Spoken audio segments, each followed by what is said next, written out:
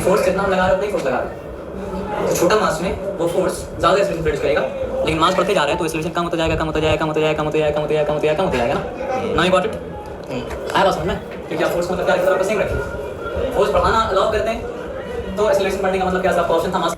यानी आप समझिए फोर्स अगर सेम है तो मास जैसे जैसे बढ़ते जा रहा है वैसे वैसे मतलब क्या हो रहा है सर, आपका एक्सेलरेशन मतलब क्या हो रहा है, कम होता जा रहा है। फोर्स अगर सेम है तो मास जैसे बढ़ते आ रहा है, एक्सेलरेशन वैसे वैसे मतलब क्या हो रहा है, कम होते जा रहा है ना।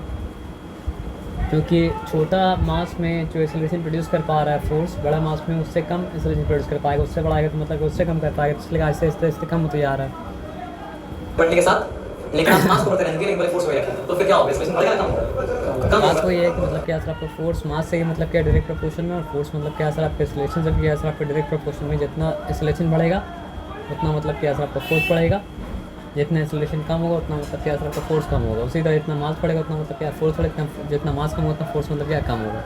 वो फोर्स 5 किलोग्राम में जो प्रोड्यूस कर पा रहा था 10 किलोग्राम उसका हाफ करेगा। समझिए बात क्या है ना, 100 किलोग्राम में मतलब क्या और कम हो जाएगा फिर रेट से, ठीक है ना। ये तो ऑलरेडी लोग समझ चुके थे कि मतलब क्या सर आपका ऐसा यूनिट फोर्स का मतलब क्या sir kilogram metre per second square. हम लोग जानते हैं कि मतलब क्या होता है सर आपका ऐसा यूनिट होता है, क्या होता है सर आपका सीरियस यूनिट होता है। तो फोर्स है क्या, force is nothing but mass into acceleration. मतलब फोर्स का मेन फॉर्म यही है। हाँ ये बात है, force is also rate of change of momentum, but main form force मतलब क्या सर आपका मास इनटू एक्सेलरेशन, ठीक है। तो क्या होगा kilogram metre per second square, तो एसआई में क्या होगा वो kilogram metre per second square, और सीरियस में क्या होगा ग्राम पर मतलब क्या सर आपका सेंटीमीटर मतलब क्या सर आपका स्क्वायर, सॉरी ग्राम पर सेंटीमीटर मतलब क्या सर आपका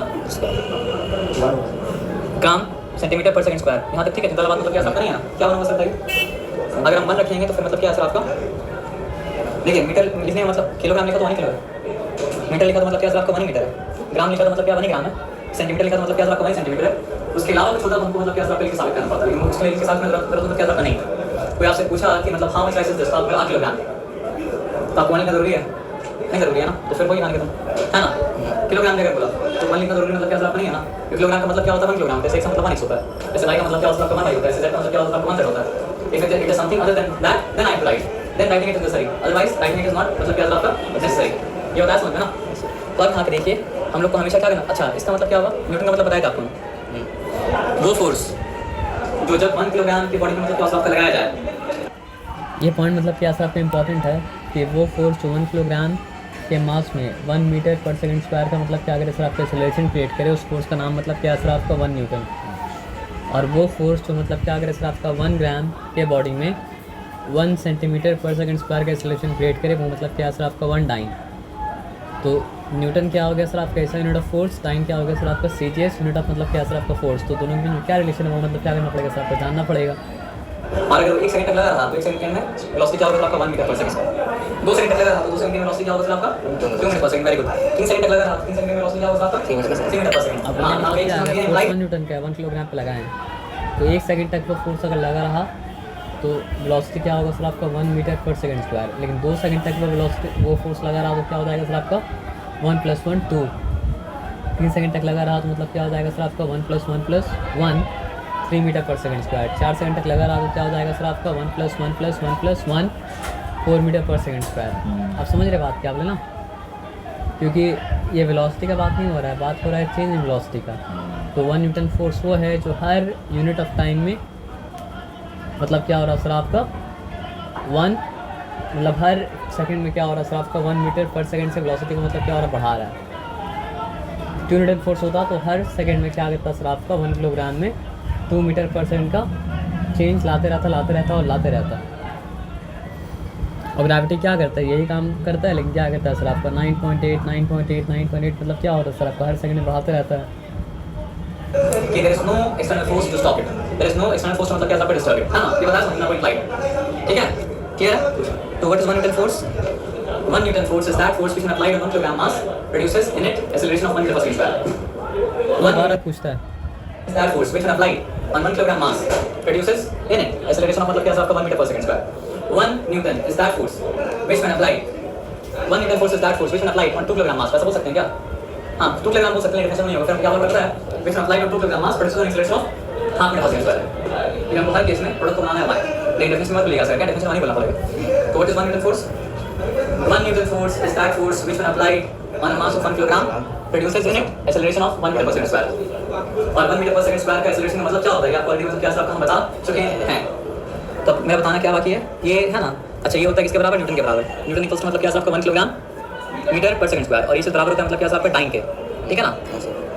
और टाइम किसके बराबर है, 1 ग्राम पर सेंटीमीटर क्यूब बोल सकते हैं, क्यूब स्क्वायर पर सेंटीमीटर मतलब क्या है स्क्वायर।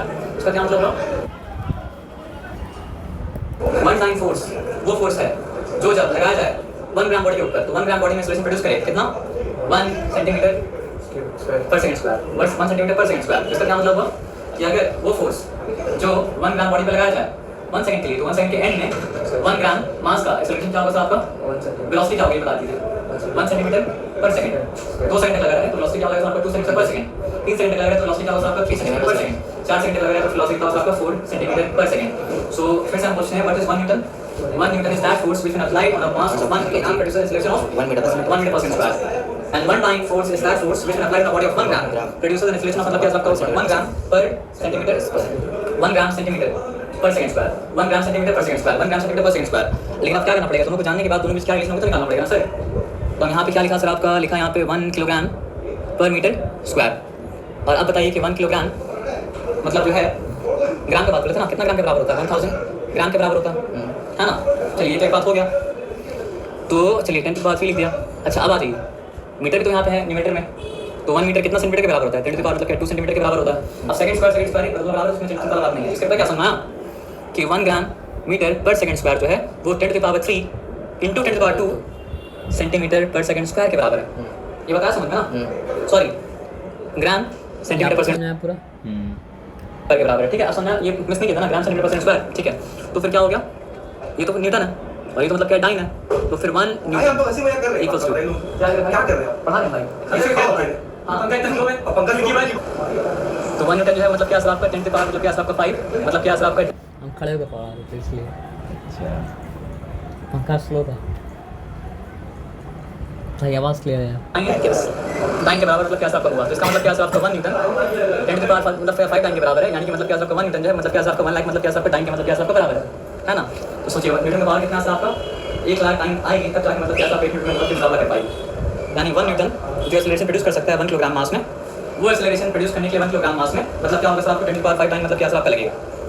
आया बात समझना, तो मतलब 1 लाख टाइम आएगी तब मतलब क्या 1 न्यूटन मतलब क्या सामना कर पाएगी, मतलब देखो पावर साइंस है ना, ये मजाक था। लेकिन 1 न्यूटन मतलब क्या टाइम के बराबर है, कितना टाइम के बराबर है, टाइम के बराबर बोल तो रहा हूं जाएगा 1 लाख टाइम और 10 की पावर 5 टाइम मतलब क्या आपका बराबर मतलब क्या आपका है। तो यहां तक ठीक है, मतलब चिंता वाला 1 न्यूटन इक्वल्स मतलब क्या आपका 10 to the 5 मतलब क्या आपका टाइम, और न्यूटन के डेफिनेशन क्या भी नहीं भूलना है, और टाइम के डेफिनेशन क्या भी मतलब क्या आपका नहीं भूलना है। तो क्या आपका नहीं है,